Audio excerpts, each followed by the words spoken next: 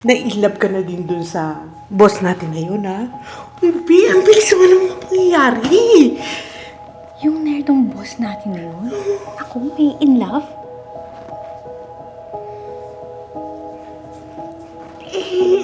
Di ba, boyfriend mo na siya? Boyfriend ko lang siya, pero hindi ako in love sa kanya. In love lang ako sa pera at yaman ng pamilya niya. Dad, na-deploy ko na si Robot 256. At tingin ko kaya na nating malaman kung sino ang nagnanakaw sa kumpanya. Don't worry, Dad. Kami na ni Robot 256 ang bahala dito. Dito na ako, sir. Sandali. Park ko lang, ha. Ayan na. Sir, pwede pa ba kita makausap? Oo. Pwede naman. Tungkol saan ba? Alam kong medyo awkward yung itatanong ko. Gusto mo ba ako? Ha? I mean, magkakagusto ka ba sa isang tulad ko? Kasi maganda ka. Hindi malabo yun kahit na malabo yung paningin ko. Gusto mo ako? Ha? Gusto kita. Pero...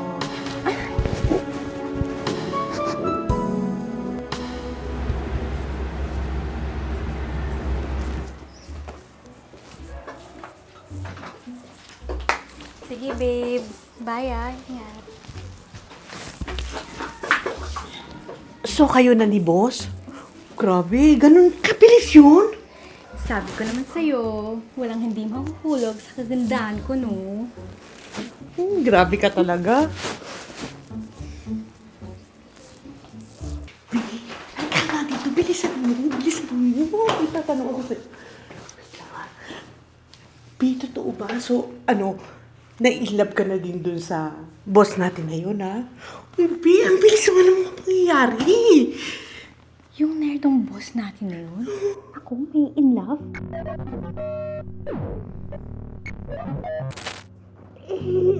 Di ba, boyfriend mo na siya? Boyfriend ko lang siya, pero hindi ako in love sa kanya. In love lang ako sa pera at yaman ng pamilya niya. Tandaan mo, babe. Hindi ako makakagusto sa ganung lalaki.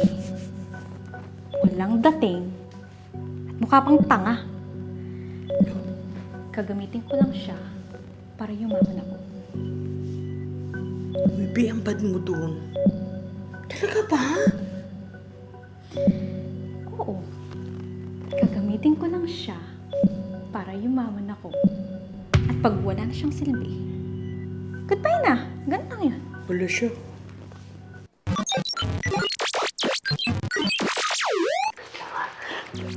B, totoo ba? So, nailab ka na din dun sa boss natin ngayon, ha? Uy, B, ang bilis naman ang mga pangyayari. Yung nerdong boss natin na yun, ako may in love?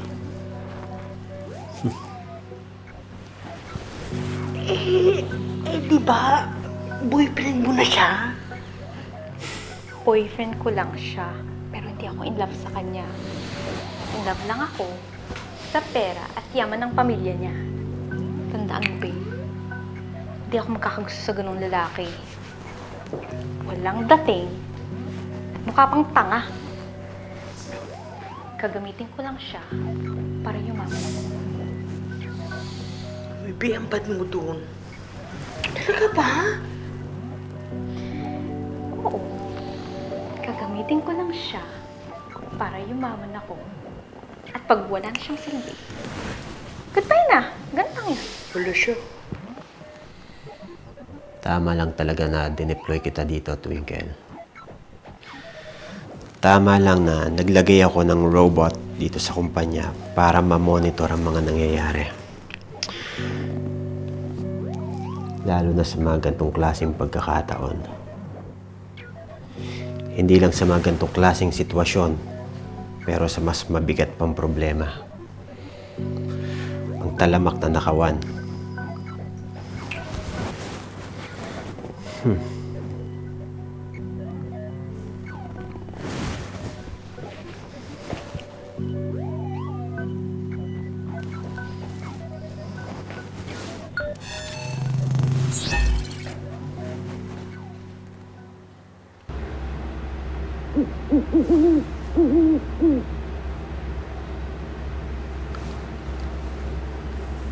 Dad, na-deploy ko na si Robot 256. At tingin ko kaya na nating malaman kung sino ang nagnanakaw sa kumpanya. Don't worry, Dad. Kami na ni Robot 256 ang bahala dito.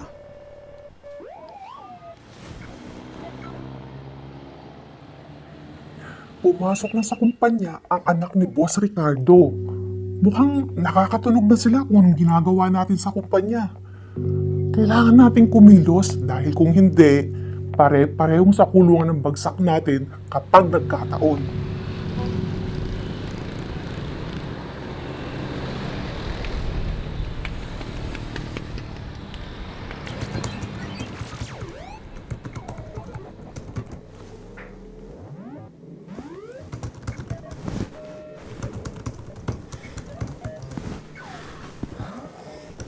Po-program kita, Twinkle. Kailangan mas malaman natin kung ano yung mga nangyayaring kalokohan sa loob ng kumpanya.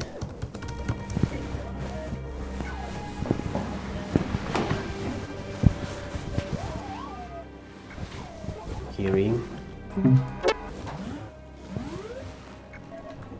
Okay, good. Vision. Perfect.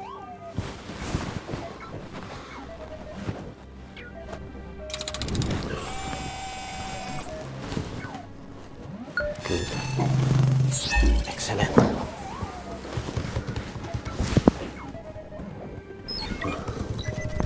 The automation activated. Robot 256 is ready to launch in 3, 2, 1. Malapit na to.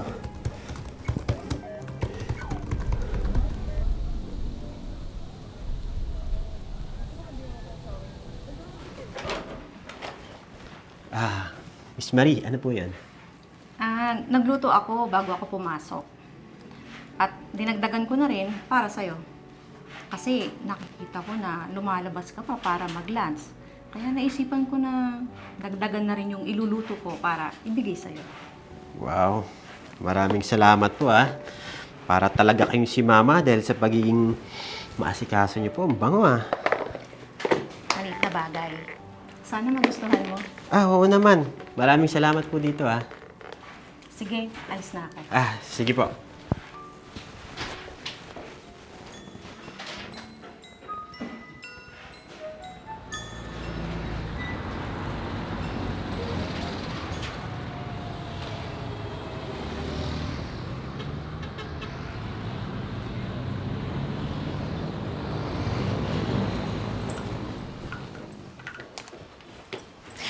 Baby, so ihahatid mo ko? Sorry, hindi. Mauna na ako Pero,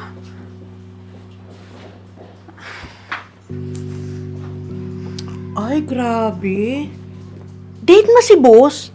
Ano? LQ agad? ewan ko ba sa pangit niyan? Kakainis?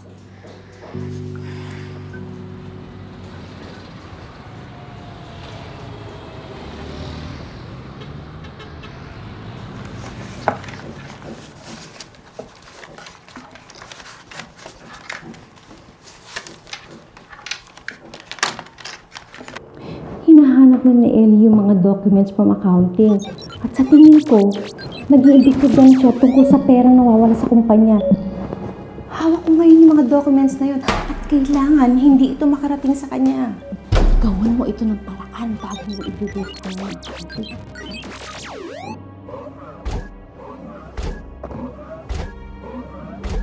Sige, sige.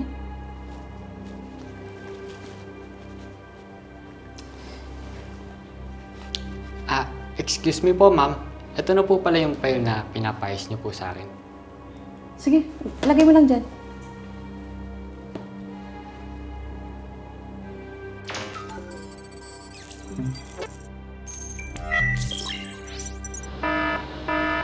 Oh, ano pa tinitignan mo dyan? Back to work? Okay po, ma'am.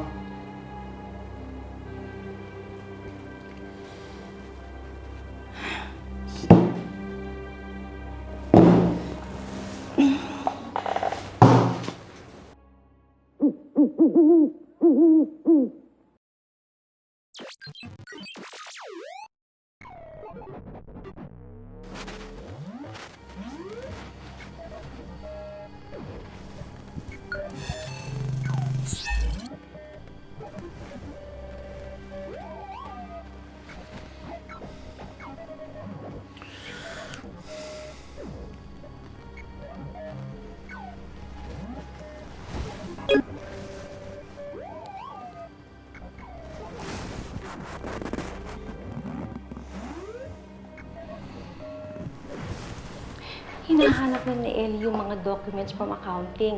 At sa tingin ko, nag-iimbestiga na siya tungkol sa perang nawawala sa kumpanya. Tinuring kong pangalawang magulang yang si Miss Marie. Hindi ito makarating sa kanya. Siya palang nagnanakaw sa kumpanya.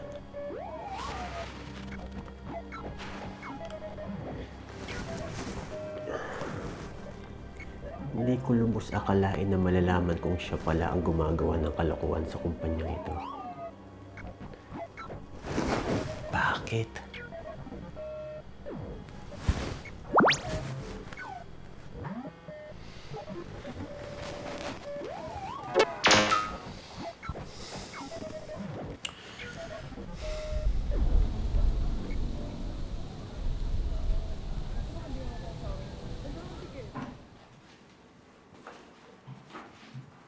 Pwede ba tayo mag-usap? Bianca, anong ginagawa ko dito? Iniiwasan mo ba ako? Hindi naman. Bakit? Di ba tayo naman? Pero, bakit parang wala kang paki sa akin? Bianca, kung ano man yung napag-usapan natin, pwede ba kalimutan mo na lang yon? Anong kalimutan? Tinatarantado mo ba ako? Bianca, wag dito, okay? Tsaka, busy ako, kaya makakalis ka na.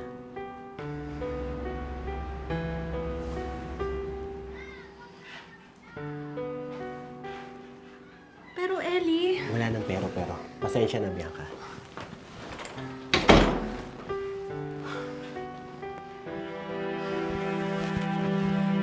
Araw ka din sa akin.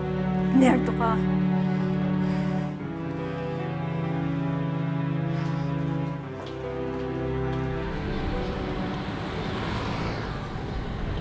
Nakakainis yung pangit na yun. Siya lang yung lalaking tumanggi sa akin ng ganito. Kailangan natin mag-isip. May ibang plano para hindi nila matuklasan na may kinalaman tayo sa pagkawala ng pera ng kumpanya.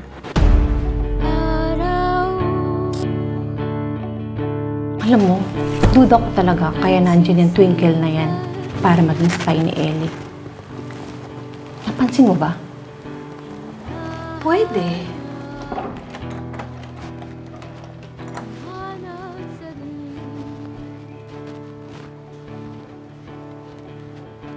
Tama nga. Kasabuat kang bakla ka.